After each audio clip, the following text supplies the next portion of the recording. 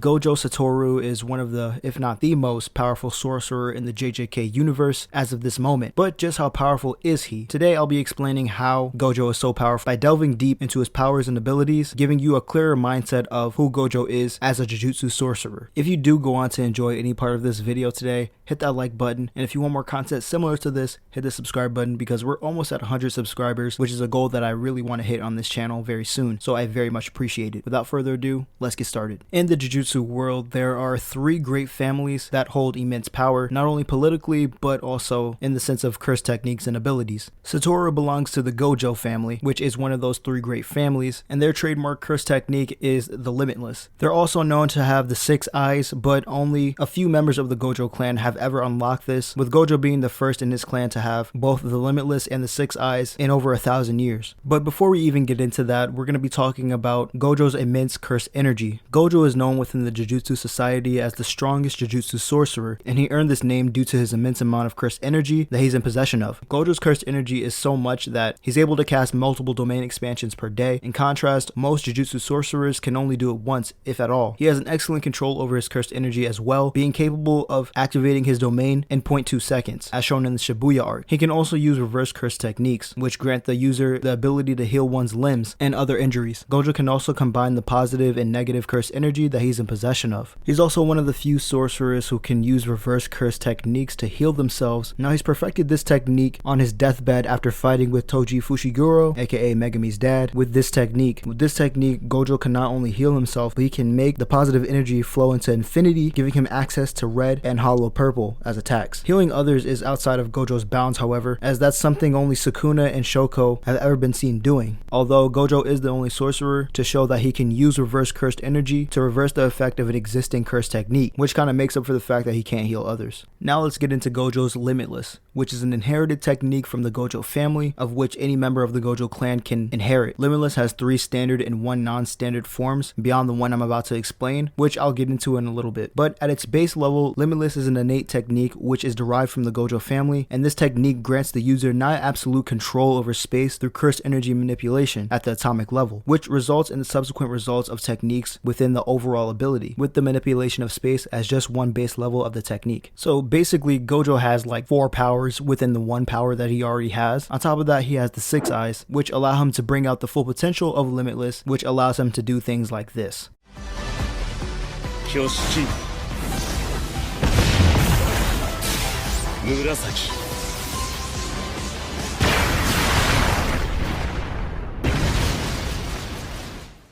Now let's talk about infinity. You want to know why people can't touch Gojo if he doesn't want them to? Well, this is why. The true power of infinity isn't to stop things, as that is a misconception, but its true power is to slow things down. When something attempts to hit Gojo, the person or object in question is instead moving between the infinity of Gojo and themselves. A lot of sources compare this ability to the Zeno's paradox, which explained is basically a foot race between a tortoise and Achilles, but Achilles allows the tortoise a head start of 100 meters. So suppose that each runner starts running at some constant speed, one faster than the other. After some finite time, Achilles has to run 100 meters, bringing him to the tortoise at the starting point. During this time, the tortoise has run a shorter distance, say about 2 meters. It's then going to take Achilles some further time to reach that distance, by which time the tortoise will have already advanced farther, and then more time still to reach the 3rd point, while the tortoise moves ahead. Thus, when Achilles arrives somewhere the tortoise has been, he still has some distance to cover before he can even reach the tortoise. So by this point, you're probably wondering if you're even watching a JJK video anymore, and you just stumbled into like physics class or something. Don't worry, I feel the same way. Essentially, you are Achilles and Gojo is the tortoise. You're never going to be able to touch Gojo because of the infinite amount of space between you guys. Gojo can decide whatever touches him and whatever doesn't touch him, and he can do so based upon the speed, mass, and danger ratings of said item or person. Curse Technique Lapse Blue is another reinforced version of the Limitless. Blue is a byproduct of Gojo amplifying the Limitless and negative energy, producing a vacuum. Gojo creates a scenario where the world itself is forced to correct itself and fill in the negative space, causing all matter in range of him to be pulled together. Now, this technique can actually get way more destructive when it's at its maximum cursed energy output. When Gojo does this, he creates a center of gravity, which is basically like a black hole that not only sucks things together to him,